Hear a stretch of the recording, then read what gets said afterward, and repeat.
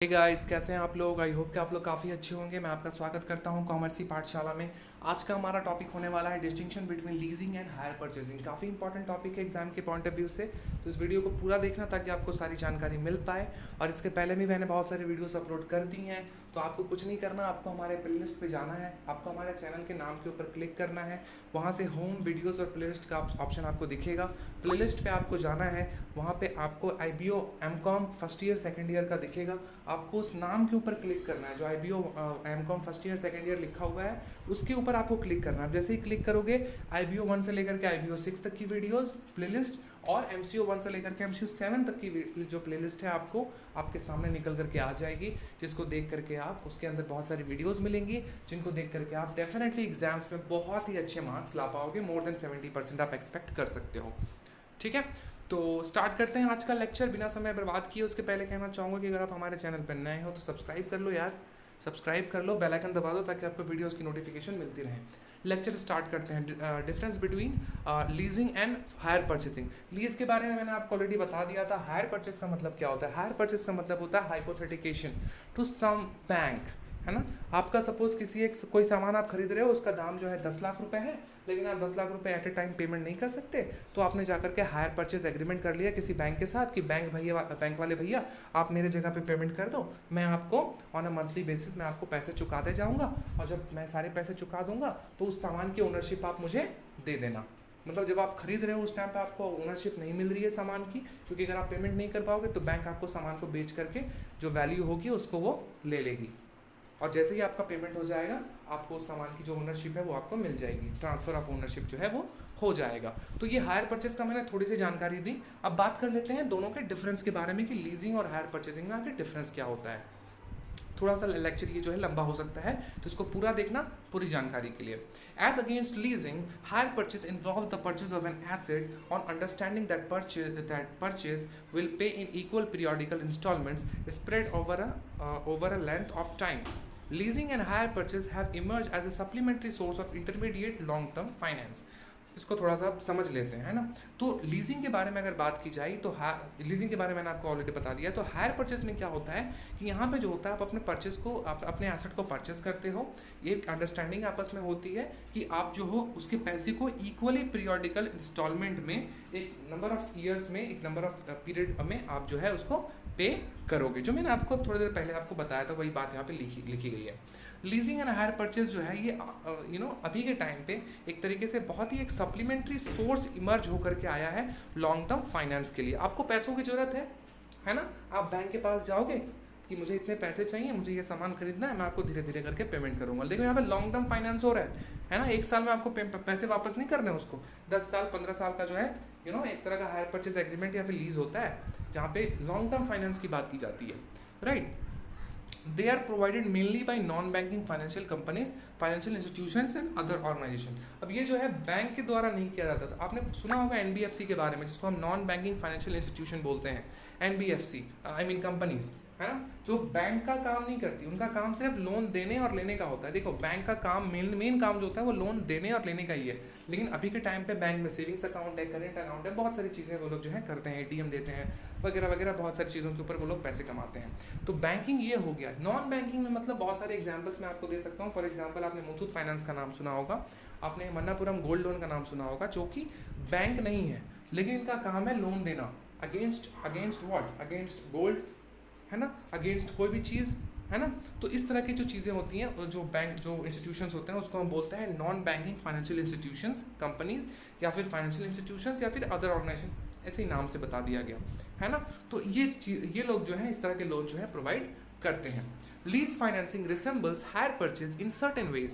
Both are similar as so far use the asset by hirer or the lease is connected. देखो दोनों में जो है एक तरह से बहुत ज़्यादा सिमिलैरिटी है, ये बात यहाँ पे बोली जा रही है, क्योंकि दोनों जो है जो रिसेम्बलेंसेस है दोनों का बहुत ही सेम है, क्योंकि एक जगह पे आप इस्तेमाल कर पा रहे हो, दूसरी जगह पे भी इस्तेमाल कर पा रहे हो, आपकी ओनरशिप आपको नहीं मिल रही है, यहाँ पे भी आपको ओनरशिप नहीं मिल रही है ना।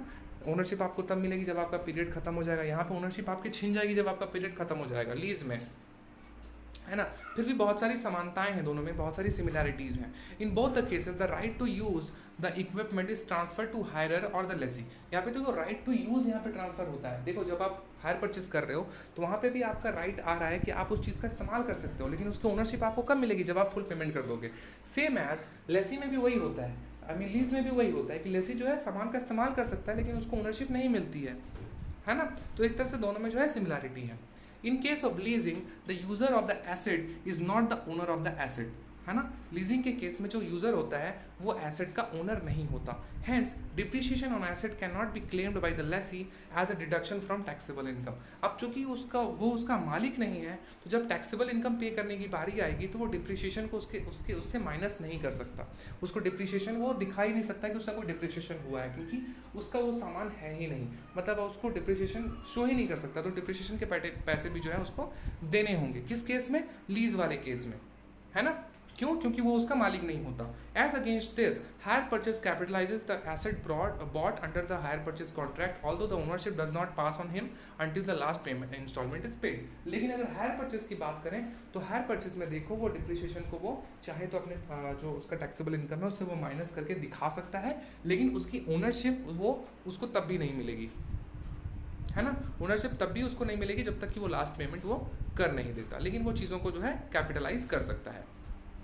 Higher purchaser charges depreciation regularly to profit and loss account. अब जो हायर परचेज होता है वो डिप्रिसिएशन रेगुलरली चार्ज करता है अपने प्रॉफिट एंड लॉस अकाउंट पे, ताकि उसका जो अमाउंट है, जो सामान का जो वैल्यू है वो घटता रहे, है ना। The liability for future hire purchase instalments are shown separately in the balance sheet. और जो लाइबिलिटी होती है हायर परचेज इंस्टॉलमेंट की, उसको बैलेंस शीट में अलग से दिखाया जाता है, क्योंकि वो आप लोन लेकर के ले रहे हो, वो आपकी प्रॉपर्टी नहीं है ना। उसको लाइबिलिटी साइड में दिखाना होगा और उसको अलग करके दिखाना होगा आपके बैलेंस शीट में। Under leasing entire lease rentals represent a hire charge. Leasing के अंडर में जो इंटायर आपके रेंटल्स होंगे उसको हम हायर चार्ज के रूप में देखेंगे। क्यों, क्योंकि आप हायर कर रहे हो किसी और को, या फिर कोई आपसे सामान आपका ले रहा है, लीज पे ले रहा है और उसका इस्तेमाल करो, उसको हायर चार्ज के रूप में उसको रिप्रेजेंट करेंगे। And can be therefore be treated as expenses and hence tax deductible, है ना। लेकिन वहाँ पे आप उसका इस्तेमाल जो है एक्सपेंसेस के रूप में दिखा सकते हो और वहाँ पे टैक्स को डिडक्ट करा सकते हो। तो लीजर जो लेसर होता है उसके पास ये ऑप्शन होता है कि वो टैक्स वहाँ पे डिडक्ट करा पाए। Under hire purchase part of the instalment represent capital outlay and the other part is interest on loan, है ना। तो हायर परचेज में क्या होता है, जो इंस्टॉलमेंट होता है आपका, उसमें दो चीज़ें होती हैं। एक तो कैपिटल का अमाउंट होता है, जो पैसे आपने लगाए हैं वो होता है, प्लस जो इंटरेस्ट उसके ऊपर चढ़ा हुआ होता है। जब कोई भी आपको एनबीएफसी आपको जब लोन देगा तो वो फ्री में तो आपको देगा नहीं कि भाई 10 लाख रुपए का मैंने आपको लोन दिया, 10 लाख रुपए आप मुझे वापस कर देना, केस क्लोज। ऐसा तो होता नहीं है। 10 लाख रुपए वो आपको देता है तो वो आपसे 11 लाख, 12 लाख, 15 लाख रुपए तक जो है वो आपसे वापस लेता है। तो ये क्या है, 5 लाख रुपए जो एक्स्ट्रा लिया, 1 लाख रुपए जो एक्स्ट्रा लिया, वो क्या है, वो इंटरेस्ट है, राइट। तो यहाँ पे दो चीज़ें होती हैं, इंटरेस्ट ऑन लोन होता है और दूसरा आपका कैपिटल आउटले होता है। The part representing capital outlay is not an expense, है ना। अब देखो 10 लाख रुपए का आपने लोन लिया था, 15 लाख रुपए आपको पे करना पड़ा। तो जो 10 लाख रुपए आपने लोन लिया वो आपके लिए एक्सपेंस तो है नहीं, क्योंकि आप तो उसके लिए सामान इस्तेमाल कर रहे हो। आपका एक्सपेंस क्या है, जो आपका इंटरेस्ट ऑन लोन है, यहाँ पे वही लिखा हुआ है। देखो, the part of representing capital outlay is not an expense but the interest on loan is considered as a revenue expenditure and hence is tax deductible. देखो यहाँ पे कितनी अच्छी बात बोली गई कि जो इंटरेस्ट ऑन लोन है वो आपका रेवेन्यू एक्सपेंडिचर है। जब आप रेवेन्यू कमाने के लिए एक्सपेंडिचर करते हो तो उसको हम कहेंगे रेवेन्यू एक्सपेंडिचर, और रेवेन्यू एक्सपेंडिचर जो होता है वो टैक्स में डिडक्टेबल होता है। जो आपका इंटरेस्ट है वो डिडक्टेबल है। हालांकि सारा तो आपका इंटरेस्ट डिडक्टेबल नहीं होगा, या होगा लेकिन वो आपके अकाउंट से होगा। बैंक को आप कम पैसे दोगे ऐसा नहीं हो सकता, बैंक को आपको उतने ही पैसे देने, इंस्टीट्यूशन को, कंपनी को आपको उतने ही पैसे देने हैं जो एनबीएफसी है। लेकिन आप जब टैक्स, आपका अगर टैक्सेबल इनकम बनेगा तो उसमें आपका इंटरेस्ट जो है वो माइनस होगा। ये आपको याद रखना है, राइट। चलते हैं आगे भाई, आगे और भी हैं। In case of leasing the lease asset is known as is shown in the balance sheet of the lessee, है ना। इन केस ऑफ लीजिंग के केस में जो लीज्ड एसेट होता है उसको नहीं दिखाया जाता लेसी के बैलेंस शीट में, क्योंकि वो उसका ओनर नहीं होता। In case of hire purchase the asset is shown in the balance sheet of the higher.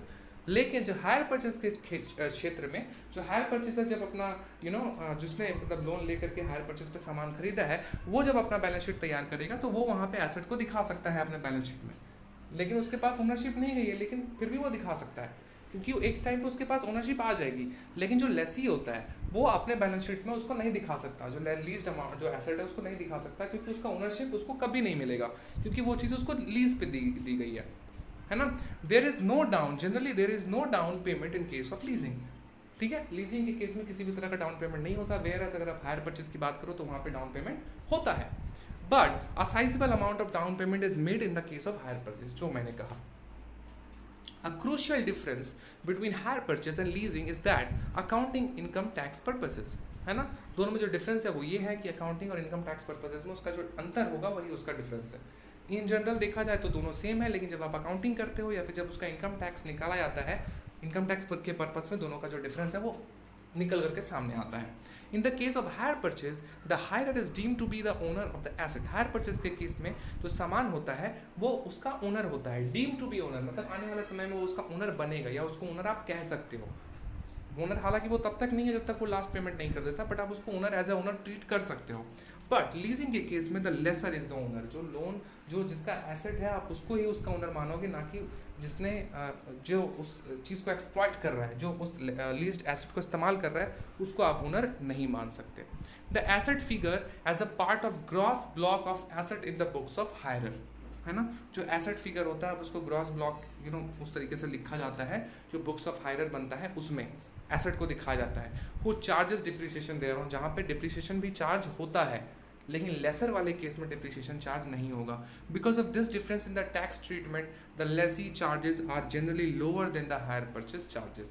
तो जो लीज चार्जेस होता है वो जनरली लोअर होता है हायर परचेज चार्ज के मुकाबले में, है ना। Hire purchase is generally extended for transport vehicle. Hire purchase generally जो है ट्रांसपोर्ट व्हीकल्स के ऊपर दिया जाता है। अरे आपने देखा होगा एग्जांपल, आप जब रास्ते में गाड़ियां चलाओगे ना तो देखना बहुत सारी गाड़ियों के पीछे लिखा होता है कि hypothecated to Punjab National Bank, hypothecated to Indian Bank, hypothecated to SBI Bank. तो हाइपोथेटिकेशन का मतलब यही होता है कि उसने हायर परचेज में गाड़ी को खरीदा है, राइट। ये बात यहाँ पे बोली गई। सो हायर परचेज ये तो हो गया। Whereas leasing is usually granted for industrial equipment, और लीज जो है जनरली इंडस्ट्रियल कामों के लिए दिया जाता है। आपने कई बार सुना होगा कि 99 साल के लिए लीज दे दिया गया। क्या तो वहाँ पे क्या वो आदमी घर बना के रहेगा क्या? नहीं, डेफिनेटली नहीं। वो वहाँ पे क्या करेगा, वो वहाँ पे फैक्ट्री लगाएगा, वहाँ पे वो बेनिफिट कमाएगा, पैसे कमाएगा, उसका रेंटल वो पे करेगा, और इन फ्यूचर में जाकर के जब उसका लीज पीरियड खत्म होगा तो वो उसको एक्सटेंड करने की कोशिश करेगा और उसको वहाँ पे प्रॉफिट हो रहा होगा। अगर नहीं हो रहा होगा तो पेनल्टी पे करके टर्मिनेट करवा देगा, बात खत्म, केस क्लोज, है ना। तो from the viewpoint of the lessor and the following differences may be noted. तो लेसी के हिसाब से जो डिफरेंसेस है उसके हिसाब से नहीं, उसके नहीं भी हिसाब से जो डिफरेंसेस हैं वो उसको यहाँ पे पॉइंट वाइज दिखाया गया है। मैं एक एक करके ये भी आपको बता देता हूँ। पहला है लीजिंग में depreciation and investment allowances can not be claimed by the lessee. Leasing के केस में डिप्रिशिएशन या फिर इन्वेस्टमेंट अलाउंस क्लेम नहीं कर सकता लेसी, मतलब जो एक्सप्लॉइट कर रहा है एसेट को। हायर परचेज के केस में ठीक इसका उल्टा होगा, डिप्रिशिएशन और इन्वेस्टमेंट अलाउंसेस का इस्तेमाल जो है उसको क्लेम कर सकता है हायरर। दूसरे पॉइंट की तरफ चलते हैं। लीजिंग में the entire lease rental is tax deductible expense.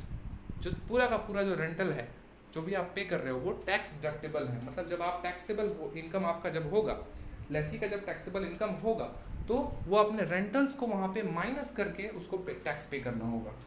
Suppose 1 lakh रुपए का उसको टैक्स पे करना, वो रेंट पे कर रहा है 25,000, टैक्स उसको सिर्फ 75,000 ही पे करना पड़ेगा, क्योंकि 25,000 वो एज ए रेंट पे कर दे रहा है लेसर को, समझ रहे हो।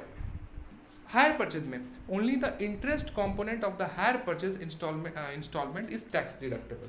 हायर परचेज के केस में जब मैंने आपको कहा कि 10 लाख का लोन लिया, 5 लाख रुपए एक्स्ट्रा पे करना पड़ रहा है, तो 10 लाख उसका टैक्स डिडक्टेबल नहीं होगा, लेकिन 5 लाख रुपए जो उसका इंटरेस्ट है, हर महीने जो उसका इंटरेस्ट है उसको वो ऐड करके 12 महीने का जो उसका इंटरेस्ट निकलेगा वो उसको माइनस करके दिखा सकता है। इंटरेस्ट को वो माइनस कर सकता है, ना कि अपने प्रिंसिपल अमाउंट को, हायर परचेज वाला जो आदमी है। तीसरा पॉइंट है the Lesi not being the owner of the asset does not enjoy the salvage value. Lease के केस में जो लेसी होता है वो चूंकि ओनर नहीं होता उस लीज्ड एसेट का, तो उसके सैल्वेज वैल्यू का वो इस्तेमाल या फिर उसका बेनिफिट जो है वो नहीं उठा सकता। लेकिन हायर परचेज के केस में जो सामान होता है उसका वो सैल्वेज वैल्यू का फ़ायदा उठा सकता है। सपोज उसने कोई गाड़ी खरीदी, 10 साल उसने इस्तेमाल करा, जब उसके पास उसका मालिकाना हक आ गया, उसको पता चला कि गाड़ी की वैल्यू जो है 5 लाख रुपए है, चलो इसको बेच देते हैं, 5 लाख रुपए और मुझे मिल जाएंगे, है ना। तो इसको हम कहेंगे सैल्वेज वैल्यू। जब किसी को बेच करके, किसी ऐसा एसेट को बेच करके जिसका कोई यूज़ नहीं है, जो पैसे आपको मिलते हैं उसको हम सैल्वेज वैल्यू बोलते हैं. So the hirer being the owner of the asset enjoys the salvage value of the asset. Okay, so thank you very much. I hope कि आपको वीडियो पसंद आया होगा. पसंद आया तो प्लीज़ भाई लाइक कमेंट और शेयर कर दे और सब्सक्राइब कर ले चैनल को, साथ ही साथ बेल आइकन दबा दे ताकि आपको वीडियोस की जो नोटिफिकेशन है तुम लोगों को वो मिलती रहे. ठीक है.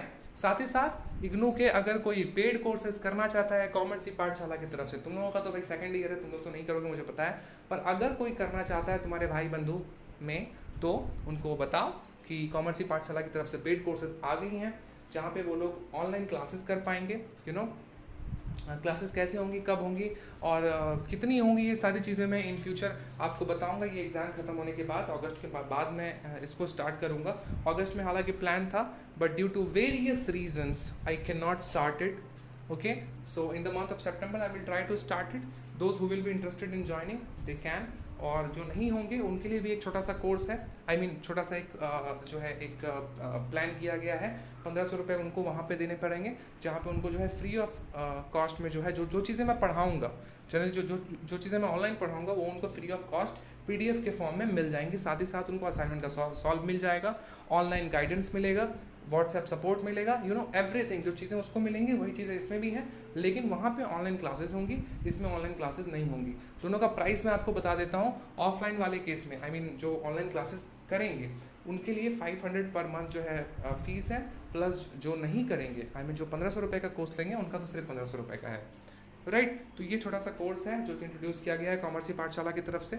अगर इंटरेस्टेड कोई है तो ज्वाइन कर सकते हैं, और अगर नहीं है तो भाई फ्री वीडियोस अपलोडेड हैं यूट्यूब पे, उनको वॉच करो, एग्जाम दो, अच्छे जाएंगे एग्जाम. ठीक है, और मिलते हैं अगले वीडियो में. ख्याल रखो, बाय.